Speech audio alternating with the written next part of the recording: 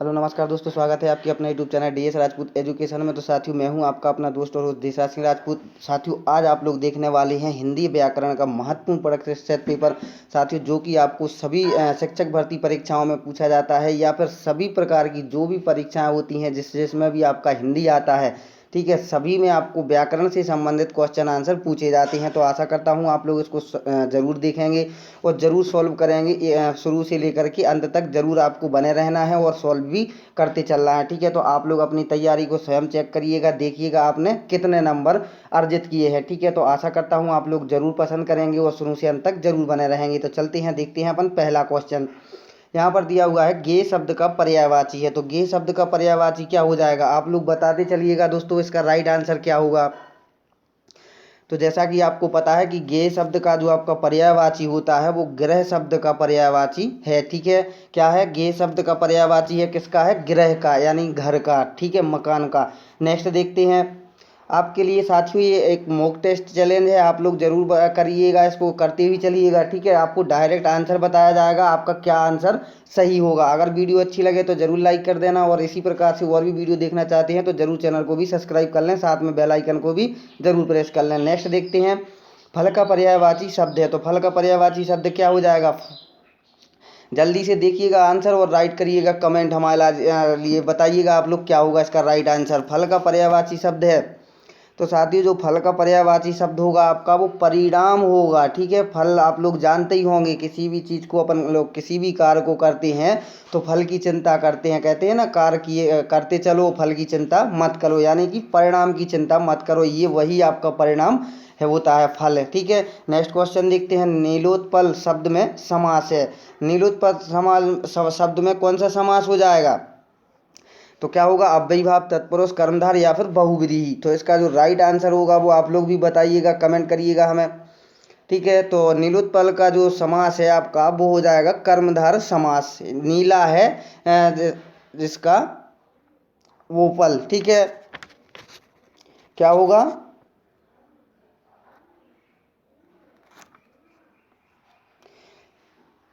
Next question देखते हैं, आरोह का विलोम शब्द है। तो आरोह का विलोम शब्द क्या हो जाएगा, क्रमबद्ध, अवरोह, क्रमानुसार या फिर लगातार। क्या होगा, जल्दी से आप लोग बताइएगा, आरोह शब्द का विलोम आपको बताना है।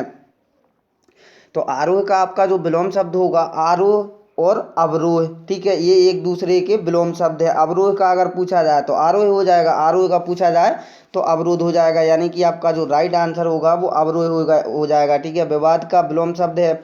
तो विवाद का विलोम शब्द क्या होगा, संवाद, वाद, प्रतिवाद या निर्विवाद। तो विवाद शब्द का आपको विलोम शब्द बताना है, जल्दी से आप लोग बताइएगा इसका राइट आंसर। साथियों, आप लोगों के लिए ये मॉक टेस्ट चैलेंज चल रहा है, अभी 1-2 दिन और चलेगा, आप लोग ज़रूर करिएगा, अपनी तैयारी को भी ज़रूर चेक करते रहिएगा आप लोगों ने कितना सीखा है। तो इसका राइट आंसर क्या होगा, विवाद का जो आपका विलोम शब्द होगा वो वाद होगा, जैसा कि आपने पढ़ा है ना, वाद विवाद, ठीक है, वाद विवाद। तो विवाद का क्या हो जाएगा, वाद हो जाएगा, वाद का विवाद हो जाएगा। तो आपका राइट आंसर जो होगा वो सेकंड ऑप्शन बाद आपका राइट आंसर हो जाएगा। नेक्स्ट देखते हैं, निम्नलिखित में तत्सम शब्द है। तो तत्सम शब्द क्या हो जाएगा, जीभ, दांत, कान या फिर मुख। तो क्या होगा इसका राइट आंसर, तत्सम शब्द आपको बताना है, जल्दी से आप लोग बताइएगा क्या होगा इसका तत्सम शब्द।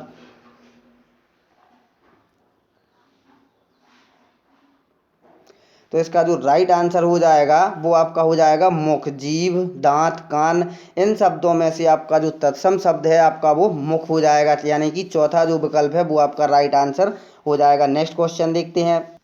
तो नेक्स्ट क्वेश्चन में क्या पूछा जा रहा है, नेक्स्ट क्वेश्चन में पूछा जा रहा है, निम्नलिखित में कौन सा तद्भव शब्द है। अभी तत्सम बताना था, अब आपको तद्भव बताना है, सूरज, दिनकर, दिवाकर या प्रभाकर। क्या होगा इसका राइट आंसर, जल्दी से आप लोग भी बताइएगा आंसर इसका। तो जो इन शब्दों में से आपका जो तद्भव शब्द हो जाएगा वो आपका सूरज हो जाएगा, पहला जो ऑप्शन है वो आपका राइट आंसर हो जाएगा। सूरज, दिनकर, दिवाकर, प्रभाकर शब्दों में से आपका क्या है, सूरज शब्द जो है वो आपका तद्भव शब्द आपका हो जाएगा। नेक्स्ट क्वेश्चन देखते हैं, हिंदी शिक्षण को प्रभावशाली बनाने का के साधन हैं, क्या है, हिंदी शिक्षण को प्रभावशाली बनाने के लिए कौन से साधन है महत्वपूर्ण, मानचित्र, पाठ्यपुस्तक, ब्लैक बोर्ड या फिर ये सभी। तो क्या होगा इसका राइट आंसर, जैसा कि आप लोग जानते ही होंगे कि जो आंसर आपको राइट है वो आपने टिक कर दिया होगा, बता दिया होगा और हमें कमेंट में भी आंसर दे दिया होगा। तो हिंदी शिक्षण को प्रभावशाली बनाने के लिए मानचित्र भी आपका महत्वपूर्ण है, पाठ्य पुस्तक भी महत्वपूर्ण है, ब्लैक बोर्ड भी महत्वपूर्ण है। होता है कि नहीं होता है? तो इसका जो राइट आंसर होगा वो ये सभी, आपका चौथा विकल्प जो है वो आपका राइट आंसर हो जाएगा। नेक्स्ट क्वेश्चन देखते हैं। अच्छी पाठ्य पुस्तकों का गुण नहीं है। अच्छी पाठ्य पुस्तकों का गुण नहीं है अनुपयुक्तता, स्वदेश्यता, क्रमबद्धता या फिर सार्थकता। तो अच्छी पाठ्य पुस्तकों का गुण क्या नहीं होगा वो आप लोग बताइएगा। तो साथियों, जो अच्छी पाठ्य पुस्तकों का गुण नहीं है वो अनुपयुक्तता आपका नहीं होना चाहिए। पहला जो ऑप्शन है वो आपका राइट आंसर हो जाएगा। जो अनुपयुक्तता है वो अच्छी पाठ्य पुस्तकों का गुण नहीं होता है। स्वदेशिता होता है, क्रमबद्धता होता है और सार्थकता भी होता है। लेकिन जो अनुपयुक्तता है, अनुपयुक्तता यानी कि कोई काम की नहीं है, तो फिर वो अच्छी पुस्तक कैसे हो जाएगी, कैसे उसका गुण हो जाएगा? तो इसलिए आपका जो पहला ऑप्शन है वो आपका राइट आंसर हो जाएगा। नेक्स्ट क्वेश्चन देखते हैं। 40 नंबर। उपचारात्मक शिक्षण का तात्कालिक लक्ष्य है। तो उपचारात्मक शिक्षण का तात्कालिक लक्ष्य क्या हो जाएगा? छात्र की अधिगम समस्या तथा कठिनाई को बढ़ाना, छात्र की अधिगम समस्या तथा कठिनाई को हल करना, या छात्र की समस्या एवं कठिनाई के लिए सांत्वना देना, या उपरोक्त में से आपका कोई नहीं। तो क्या होगा इसका राइट आंसर? तो इसका जो राइट आंसर आपका हो जाएगा वो क्या होगा? जल्दी से बताइए आप लोग कमेंट करके इसका राइट आंसर। तो इसका जो राइट आंसर होगा, उपचारात्मक शिक्षण का जो तात्कालिक लक्ष्य होता है वो छात्र की अधिगम समस्या और कठिनाइयों को हल करना होता है। जो उसकी पढ़ाई संबंधित समस्या होती है उसको दूर करना शिक्षण का तात्कालिक लक्ष्य होता है। उपचारात्मक लक्ष्य होता है क्या है? अगर बच्चा किसी भी चीज़ में भटक रहा है, उसको समस्या है, तो उस समस्या को उपचारात्मक शिक्षण के अंतर्गत उस कठिनाई को आपको समस्या सॉल्व कराना होता है या हल करना होता है। यही आपका सेकंड ऑप्शन में दिया हुआ है, वही आपका राइट आंसर भी हो जाएगा। ठीक है, नेक्स्ट क्वेश्चन देखते हैं। तो साथियों, अगर आप लोग चैनल पर नए हैं तो आप लोग चैनल को जरूर सब्सक्राइब कर लें, साथ में जो बेल आइकन आएगा उसको भी जरूर प्रेस कर लें और अपने दोस्तों के साथ जरूर शेयर करिएगा। और अगर वीडियो अच्छी लगी हो तो जरूर लाइक कर दें यार। वीडियो को लाइक तो जरूर करते रहा करो आप लोग। आपके एक लाइक करने से हमारा भी मनोबल बढ़ता है साथियों, हमें भी लगता है कि आप लोग पसंद करते हैं, देखते भी हैं। ठीक है, तो आप लोग ज़रूर अपने आंसर कमेंट बॉक्स में बता दिया करो और अपने टोटल करके भी आप लोग बता दिया करो। अगर किसी प्रकार की कोई भी आपको समस्या है, किसी अन्य प्रकार से और भी प्रैक्टिस सेट पेपर देखना चाहते हैं, तब भी आप लोग हमें कमेंट बॉक्स में अपनी बात को बता दिया करो। ठीक है, तो क्या दिया हुआ है? किए गए उपकार को ना मानने वाला व्याकरण की दृष्टि से क्या कहलाता है? ये क्वेश्चन पूछा गया है एक दो बार। ठीक है, टीईटी में कृतज्ञ, उपकृत, अपकृत या फिर कृतज्ञ। क्या होगा इसका राइट आंसर? किए गए उपकार को ना मानने वाला को अपन क्या कहते हैं व्याकरण की दृष्टि से? तो उसको कहते हैं कृतज्ञ। जो आपके उपकार को ना माने उसके लिए एक शब्द जो होता है उसको अपन लोग कहेंगे कृतज्ञ। पहला जो ऑप्शन है वो आपका राइट आंसर हो जाएगा। नेक्स्ट क्वेश्चन देखते हैं। जो किसी बात या उक्ति को तुरंत सोच ले उसके लिए एक शब्द क्या होगा? तो क्या होगा उसके लिए? कुशाग्र बुद्धि, प्रत्युत्पन्नमति, या फिर बुद्धिमान, या प्रतिभाशाली। तो क्या होगा इसका राइट आंसर? जो किसी बात या उक्ति को तुरंत सोच ले उसके लिए एक शब्द आपका क्या होगा? तो इसका जो किसी बात को या उक्ति को तुरंत सोच लेता है वो प्रत्युत्पन्न मति कहलाता है। यानी कि सेकंड जो ऑप्शन में दिया हुआ है वो आपका राइट आंसर हो जाएगा। अगर आप लोग कुशाग्र बुद्धि कहेंगे तो ये आपका गलत हो जाएगा। बुद्धिमान भी नहीं कह सकते हैं, ठीक है, प्रतिभाशाली भी नहीं कह सकते हैं। लेकिन इसके लिए जो एक शब्द बनता है वो प्रत्युत्पन्न मति बनता है। यानी कि जो तुरंत सोच ले किसी भी बात को उसको अपन लोग क्या कहते हैं? प्रत्युत्पन्न मति कहते हैं। यानी कि सेकंड ऑप्शन आपका राइट आंसर हो जाएगा। नेक्स्ट क्वेश्चन देखते हैं। निम्नलिखित में कौन सा शब्द विशेषण नहीं है? सज्जन, दुर्जन, सुकुमार या फिर मानस। तो इनमें से जो विशेषण नहीं है वो आपको बताना है। निम्नलिखित शब्दों में से जो विशेषण नहीं है वो बताना है। तो विशेषण क्या नहीं है? तो जैसा कि आप लोग जानते ही होंगे कि आपका जो सज्जन है, जो विशेषण है आपका विशेषता बता रहा है, दुर्जन है वो भी विशेषता, सुकुमार है वो भी आपका विशेषण है, लेकिन जो नहीं है वो आपसे पूछा गया है। तो जो मानस है आपका वो आपका विशेषण नहीं है। मानस क्या कहलाता है, ठीक है, तो इसका एक जो विशेषण है वो आपका नहीं बनेगा। विशेषण जैसा कि आपने कोई वाक्य पढ़ा होगा, मेरी गाय काली है, तो उसमें विशेषता क्या है, काली है। मेरी गाय कैसी है, काली है, तो ये विशेषण है आपका। इसीलिए आप लोग मानस में कोई भी ऐसा वाक्य नहीं बनेंगे जिससे आपका ये विशेषण होगा, ठीक है। नेक्स्ट क्वेश्चन देखते हैं, विशेषण के संबंध में कौन सा कथन सत्य है। तो विशेषण के संबंध में कौन सा कथन जो है वो सत्य है। संज्ञा की विशेषता बताता है, अर्थ सीमित करना, संख्या का भूत कराना, या फिर उपरोक्त सभी। तो क्या होगा इसका राइट आंसर, जल्दी से आप लोग बताइएगा। विशेषण के संबंध में कौन सा कथन सत्य है वो बताना है आपको।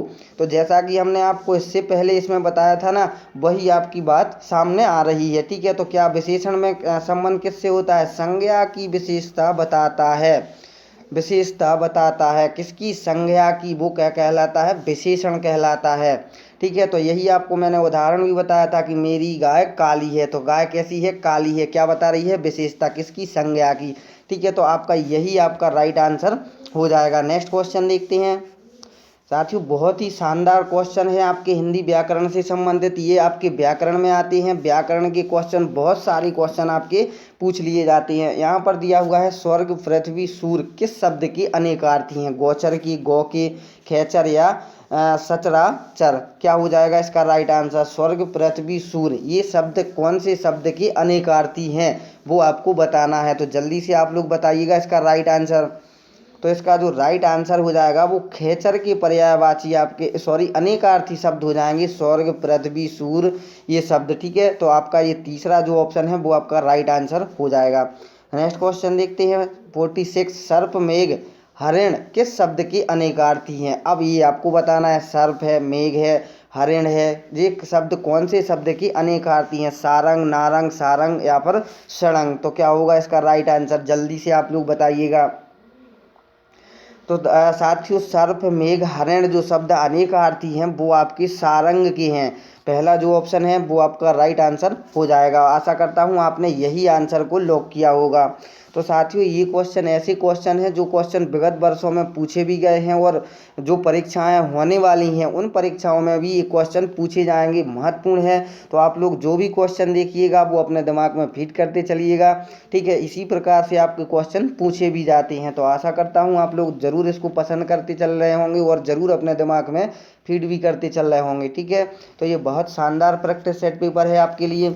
व्युत्पत्ति के आधार पर संज्ञा के कितने भेद होते हैं, 3, 4, 5 या फिर 6। तो आप लोग बताइएगा इसका व्युत्पत्ति के आधार पर संज्ञा के भेद कितने होते हैं, ये आपको पता होगा।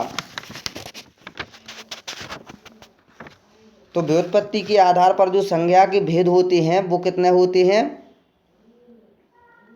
तो साथियों, आपको बता दें कि व्युत्पत्ति के आधार पर जो संज्ञा के भेद होते हैं वो कितने होते हैं, 5 होते हैं। 5 कौन कौन से, पहला तो आपका हो जाएगा व्यक्तिवाचक संज्ञा, ठीक है। नेक्स्ट हो जाएगा सेकंड नंबर जातिवाचक संज्ञा, तीसरा हो जाएगा द्रव्यवाचक संज्ञा, चौथा जो होगा वो आपका समूहवाचक संज्ञा, और पांचवा और लास्ट जो होगा वो आपका भाववाचक संज्ञा हो जाएगा। तो कितने भेद हो जाएंगे आपके, 5 हो जाएंगे, ठीक है, समझ गए होंगे। नेक्स्ट देखते हैं, अध्यक्ष व अधिष्ठाता में उपसर्ग है। अध्यक्ष और अधिष्ठाता में तो एक ही उपसर्ग होगा, आपका ध्यान रखना, ठीक है। तो क्या होगा, अधि, अध, अप या प्रति। क्या होगा इसका राइट आंसर। तो अध्यक्ष और अधिष्ठाता, अध्यक्ष, अधि प्लस अध्यक्ष, ठीक है। तो ये आपका अधि जो है वो आपका उपसर्ग हो जाएगा। ये पहला ऑप्शन है अधि, अधिक, अध्यक्ष व अधिष्ठाता में अधि उपसर्ग आपका हो जाएगा। नेक्स्ट देखते हैं, टा वर्ग में किस प्रकार का व्यंजन है। तो टा वर्ग जो है वो किस प्रकार का व्यंजन है, जैसे होता है ना, का खा गा गा गड़ा, चा चा जा जा ना, पापा बाबा माँ, टा ठा डा डा अड़ा। तो ये कौन से उसका व्यंजन आपका हो जाएगा, कंठ, तालव्य, मूर्धन्य या फिर दंत। अगर आपको पता है तो आप लोग जरूर याद बताइएगा। साथियों, आप लोगों को ध्यान रखना है कि जो टा है उस टा को आप लोग बोल कर देखिएगा एक बार, ठीक है। तो किस प्रकार का व्यंजन आ रहा है, टा, टा बोलेंगे ना, तो क्या हो रहा है इसका, तो ये मूर्धन्य व्यंजन आपका हो रहा है, यानी कि तीसरा जो ऑप्शन है टा वर्ग जो है वो मूर्धन्य व्यंजन है आपका। ठीक है, टा वर्ग, टा ठा डा डा अड़ा, ये आपके जो भी शब्द हैं ये आपके मूर्धन्य व्यंजन में आपके आ जाएंगे। नेक्स्ट देखते हैं, अंधेर नगरी के लेखक हैं। अंधेर नगरी के लेखक कौन हो जाएंगे? इंपोर्टेंट क्वेश्चन है, ये क्वेश्चन पूछा जाता है। प्रताप नारायण मिश्र, हरिकृष्ण प्रेमी, भारतेंदु हरिश्चंद्र, राम कुमार वर्मा। क्या होगा इसका राइट आंसर? तो जो आपके अंधेर नगरी के आपके लेखक हैं वो हैं भारतेंदु हरिश्चंद्र। ये क्वेश्चन पूछा जाता है, विगत वर्षों में पूछा भी गया है और पूछा भी जाएगा आगे भी। नेक्स्ट देखते हैं, निम्नलिखित में सबसे पहले अपनी आत्मकथा हिंदी में किसने लिखी? बहुत ही शानदार क्वेश्चन। श्याम सुंदर दास, सेठ गोविंद दास, जवाहरलाल नेहरू या राजेंद्र प्रसाद ने, किसने लिखी थी?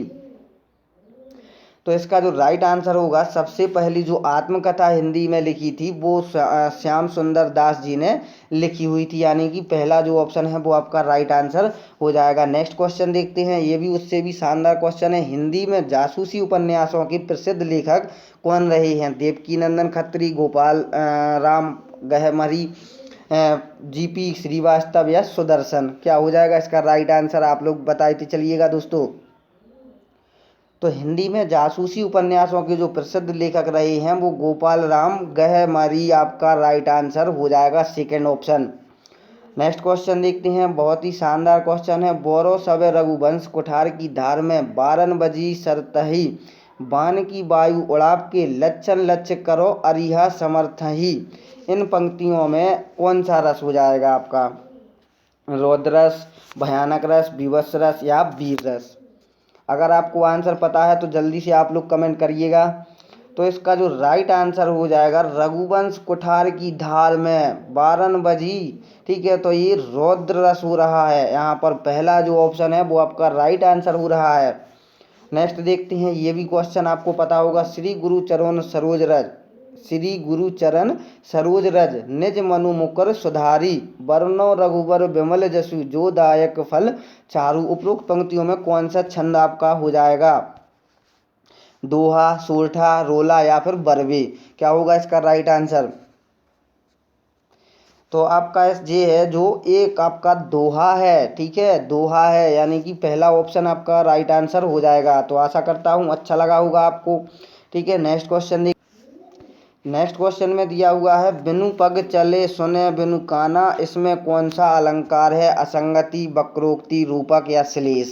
क्या होगा इसका राइट आंसर? तो बिन पग चले सुनु बिनु काना, इसमें जो रस आपका या अलंकार होगा वो असंगति अलंकार आपका हो जाएगा, यानी कि पहला जो ऑप्शन है 55 का वो आपका राइट आंसर हो जाएगा। अब आपको एक पैराग्राफ दे दिया गया है साथियों, जिसमें कि आपको 5 क्वेश्चन करने हैं और 5 क्वेश्चन ऐसे करने होते हैं जो आपको इसी पैराग्राफ में उसके आंसर भी मिल जाते हैं। तो आप लोगों का समय ज़्यादा ना बर्बाद करते हुए आप लोग अगर चाहें तो वीडियो को रोक करके इतना पढ़ लीजिएगा। ठीक है, ये थोड़ा सा बड़ा है साथियों, यहाँ भी आप लोग पढ़ते चलिएगा।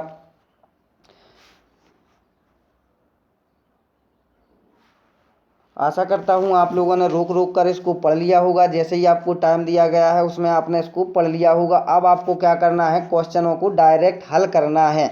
ठीक है, नेक्स्ट देखते हैं क्वेश्चन।